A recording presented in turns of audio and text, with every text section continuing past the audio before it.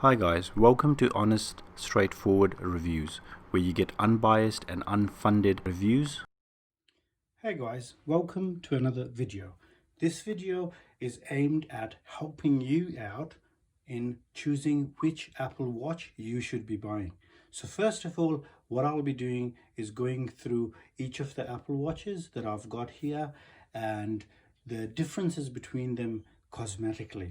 And then I will be going through with you into the details of what has changed in them and what to expect. Okay, so starting off from the right side, right here, we've got the Series 3 in the 38 mil. Then we've got these are all in aluminium except for this one. That's stainless steel. Now, and that'll give you a bit of a comparison as well between stainless steel and normal. Stainless steel, by the way, compared to titanium, stainless steel is my favorite. Now, let's start this off. So Series 3, 33 mil, rose gold, and it's, Series 3 aluminium.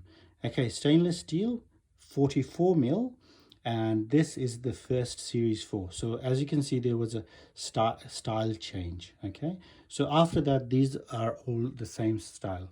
Now, the reason I've got that one above, I'll get into that. This is Series 5, 44 mil aluminium, and Series 5 aluminium 40. Okay, so what happened was the 38 mil in Series 3 got replaced by the 40 mil when they changed to 42 mil, which got changed to 44. So that's Series 5. This is the Apple Watch SE, and that's the Apple Watch Series 6. Okay, so from looking at it, like, let's first of all compare the design difference. So what I'll do is get these ones out of the way, and we'll look at basically these two first. Okay, so you've got the Series 3 and the updated Series 5 here. So that's the Series 5 and that's the Series 3. Now, straight away, when you turn them around, there's a massive difference. Even holding it bulk-wise, this is a lot heavier. Okay, now this has a complete sapphire body at the back and an updated sensor as well for the heart rate monitor, whereas this is the old style sensor and it has a case around it. Aluminium. Now that's that. Now getting this together, you'll see that this is a lot thicker as well than the updated one. So it's a lot thicker and it's a lot bulkier, but the size is basically the same. It hasn't changed. However, there is a 30% screen in size increase. So the screen on this is 30% bigger. So that is because that the case was increased a little bit and the bezels were smaller. Now, another thing that they improved was you had the speaker and the mics on the same side on the old ones. On the new ones, you've got the speakers on one side and on the other side you've got the mic.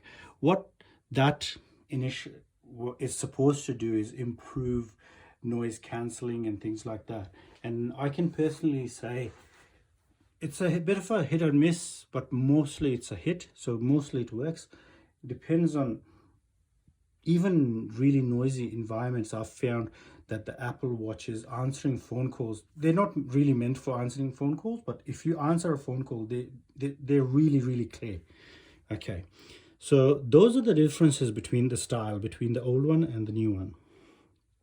Now, let's go through Series 4 and Series 5, what has changed.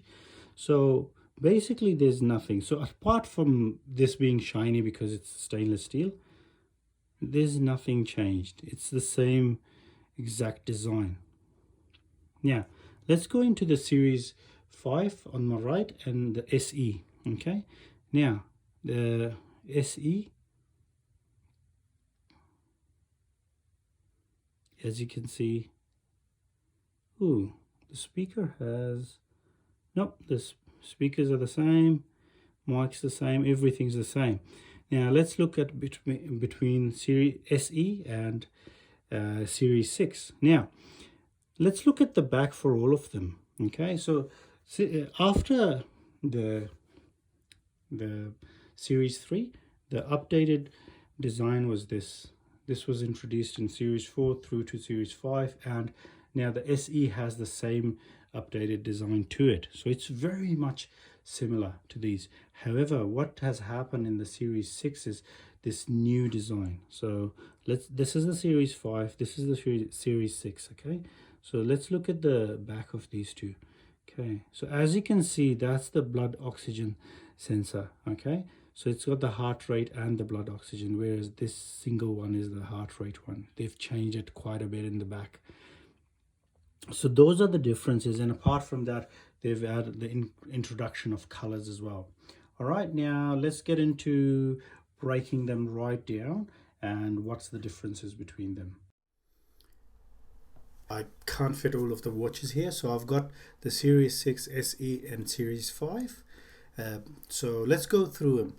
Basically, the main difference between the Series 5 and Series this SE is basically the SE does not have an always on display, and it also, the Series 5 doesn't have an altimeter, always on altimeter. So there's a give and take in both. So if you go see the Apple Watch SE, you're not going to get the always on display, but you're going to have the more up-to-date tracking, so you can have that altimeter. But if you're not a person who's going to use it, so if you don't go for hikes and things like that, then the always on display on the Series 5 is a nicety to have.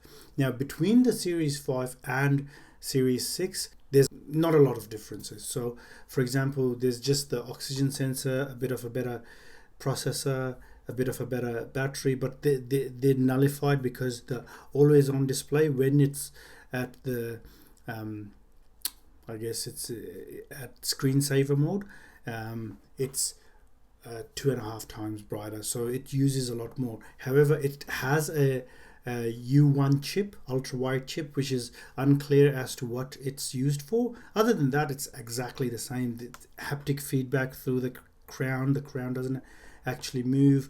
They all three of them have 50 meters waterproof, international emergency calling as well, on top of emergency SOS and fall detection. All three of them have fall detection, heart rate monitor, and low and high heart rate notification. So the main difference between the SE also is it doesn't have the ECG thing where you can monitor your heart. But if you're in Australia, you can't use that anyways because of whatever reason. However, the Series 6 and Series 5 do have that. Other than that, the Series 6 can connect to a 5 gigahertz Wi-Fi as well, whereas the other ones can't. They've all got the same 32 gigabyte capacity, same Bluetooth 5. Now let's move on to, I know I've got Series 2 there, but we're looking at Series 4 and Series 3.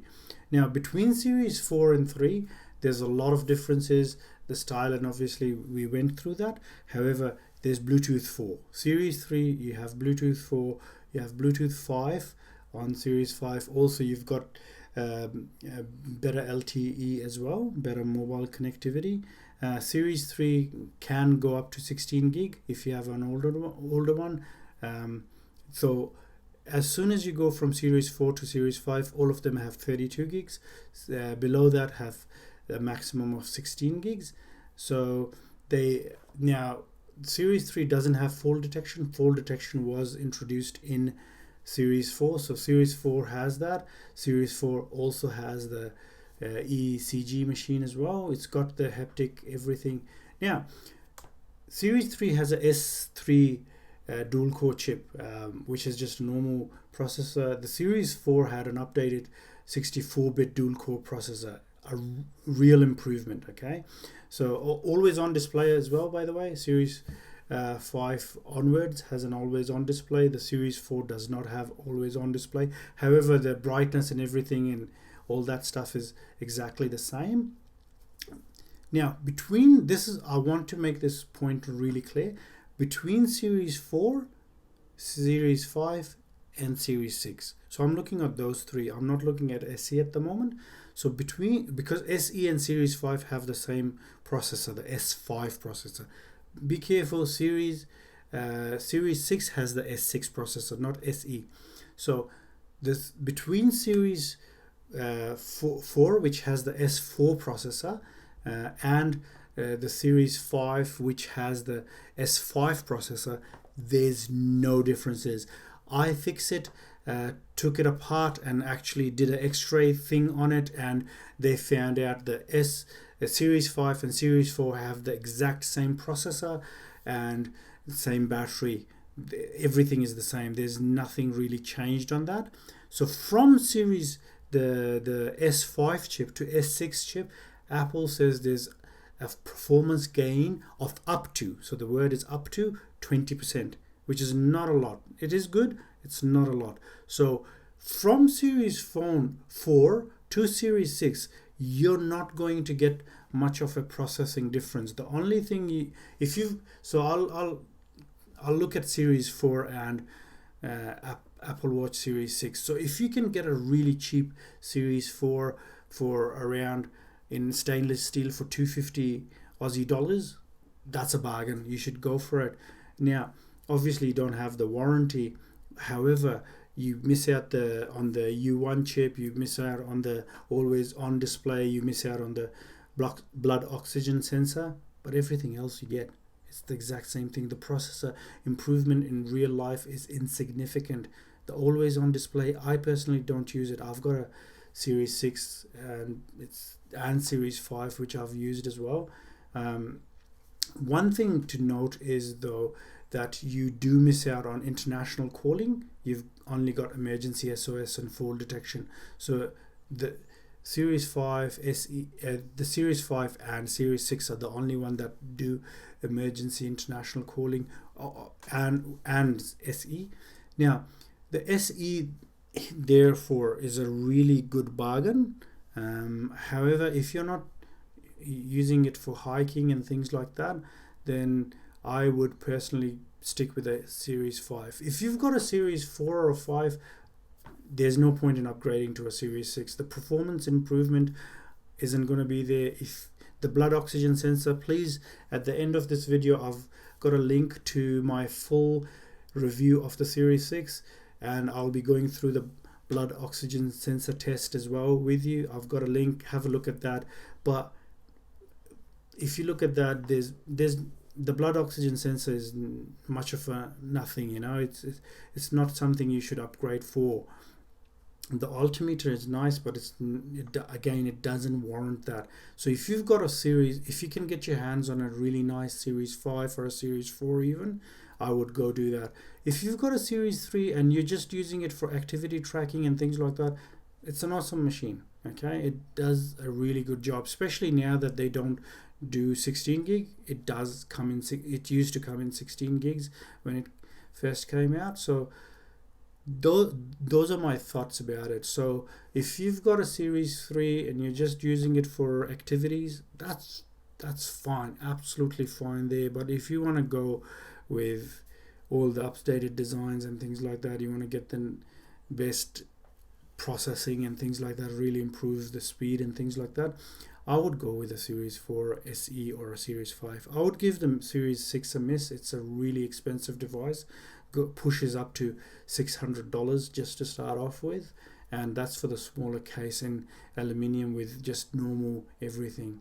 Alright guys, well, thank you for watching. I hope you guys enjoyed this and found it informative. Now I've got set up Patreon as well. I've included a link for that if you guys want to see more honest, straightforward reviews where it's not biased by the people who give products to the reviewers. So if you want to see more of that, please do support me in Patreon. If you can't support me financially, please, all you have to do is subscribe and like it. By liking it, it makes the video be seen by other people as well, and it also helps other people find it. And you can also follow me on Twitter and Instagram as well. All right, thank you so much for watching. I really appreciate it. Take care. Bye bye.